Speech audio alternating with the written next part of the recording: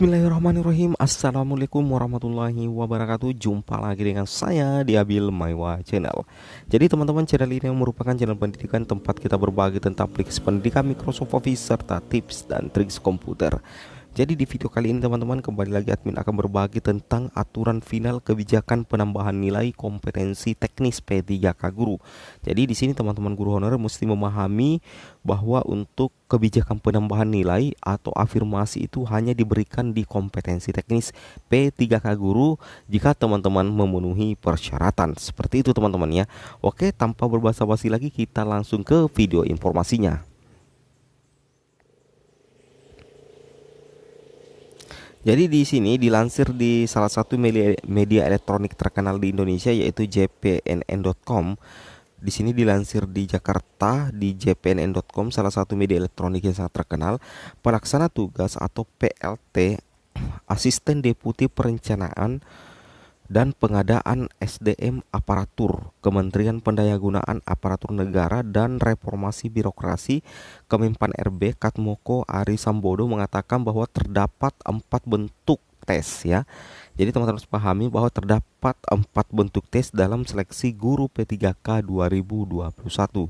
Di sini selain tes kompetensi teknis, pelamar akan menjalani tes kompetensi manajerial, tes sosiokultural, dan tes wawancara. Seperti itu ya. Jadi ada 3 tes kompetensi yang akan dijalani oleh teman-teman guru honorer.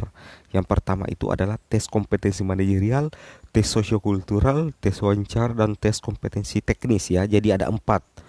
Nah, ini untuk tes kompetensi manajerial itu digabung dengan tes sosiokultural. Nah, barulah yang terakhir itu adalah tes wawancara. Itu kata PLT Asisten Deputi Kemenpan RB teman-teman. Jadi ini informasi sangat valid sekali. Coba kita lanjut lagi ke informasi berikutnya. Kemudian lebih lanjut Katmoko mengatakan menjelaskan terdapat pula kebijakan penambahan nilai kompetensi teknis bagi pelamar dengan kriteria tertentu. Misalkan kepemilikan atau sertifikat pendidik yang linier itu mendapatkan penambahan nilai hingga 100% dari nilai maksimal 500 poin. Jadi perlu teman-teman pahami untuk poin maksimal di kompetensi teknis nanti itu adalah 500 poin ya. Jadi teman-teman harus pahami untuk nilai maksimal di kompetensi teknis dan nanti jika teman-teman benar semua itu adalah 500 poin. Nah, di sini dijelaskan bahwa kepemilikan sertifikat pendidik yang linier ya.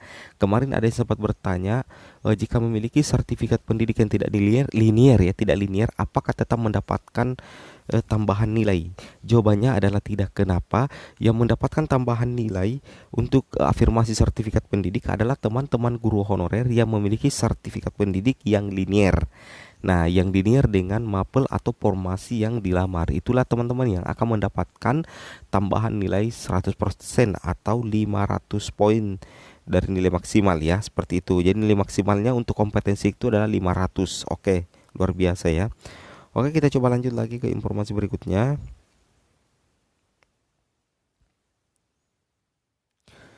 Di situ dijelaskan juga di sini teman-teman ya. Jadi Bapak Katmoko langsung menjelaskan secara rinci supaya teman-teman guru honor bisa memahami ya. Kemudian untuk yang berusia 35 tahun ke atas itu mendapatkan penambahan nilai sebesar 15% ya. Jadi bagi teman-teman guru honorer yang berusia 35 tahun ke atas itu mendapatkan nilai sebesar 15%. Jadi ini sudah aturan resminya teman-teman ya. Kemudian lalu penyandang disabilitas itu mendapatkan nilai sebesar 10% ya, atau 50 poin. Nah, jadi kalau 10% itu berarti mendapatkan 50 poin ya. 50 poin ya. Kemudian sedangkan para guru honorer kategori 2 juga bisa mendapatkan tambahan nilai sebesar 10% juga dengan senilai 50 poin. Ya, seperti itu, 50 poin. Nah, jadi lumayan ya tambahan afirmasi. Jadi di sini sudah ada untuk THK 2, maksudnya kategori 2 itu juga mendapatkan afirmasi teman-teman ya sebesar 10%. Seperti itu ya. Jadi ini aturan final tentang penambahan nilai.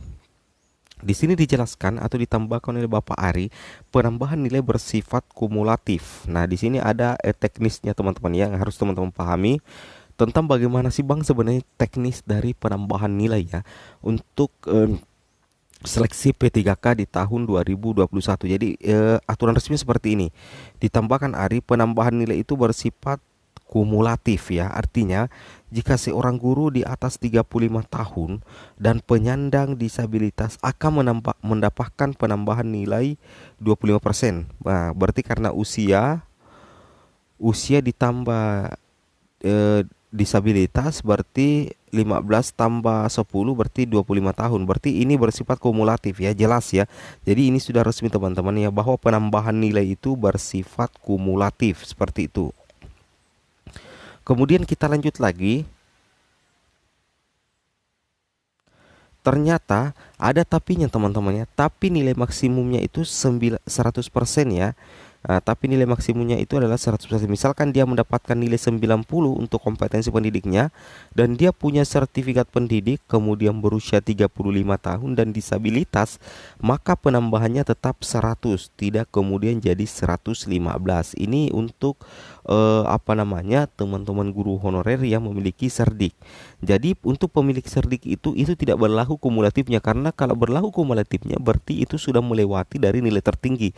Jadi ilustrasinya penambahan nilai untuk teman-teman guru honorer pemilik serdik. Nah, misalkan dia punya sertifikat pendidik. Nah, misalnya guru ini memiliki sertifikat pendidik, kemudian juga berusia 35 tahun teman-teman ya. Kemudian dia juga berusia 35 tahun dan juga disabilitas. Nah, kalau kita lihat dari segi afirmasi, satu orang saja, satu guru saja ini bisa mendapatkan tiga afirmasi utama apabila dia punya serdik, kemudian berusia 35 tahun dan juga adalah penyandang disabilitas. Nah, kalau kita perhatikan, total afirmasi yang dia dapatkan itu adalah berapa ya? 100 ya, 100% untuk kompetensi teknis tanpa tambah usia 35, 115,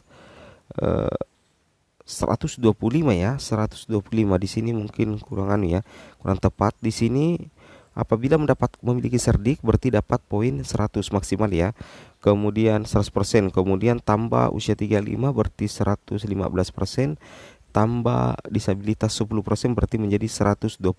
Nah, otomatis guru honorer yang memiliki serdik kemudian berusia 35 tahun dan disabilitas akan mendapatkan 125 ya poin.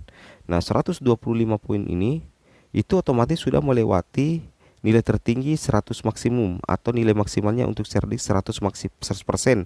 Tidak ada seperti itu teman-teman. Berarti diberikan tetap mendapatkan nilai 100%. Seperti itu teman-teman ya. Dia menambahkan afirmasi tersebut hanya diberikan untuk kompetensi teknis. Nah, kemudian ada tambahan lagi sedikit, teman-teman harus pahami bahwa afirmasi itu hanya diberikan untuk kompetensi teknis.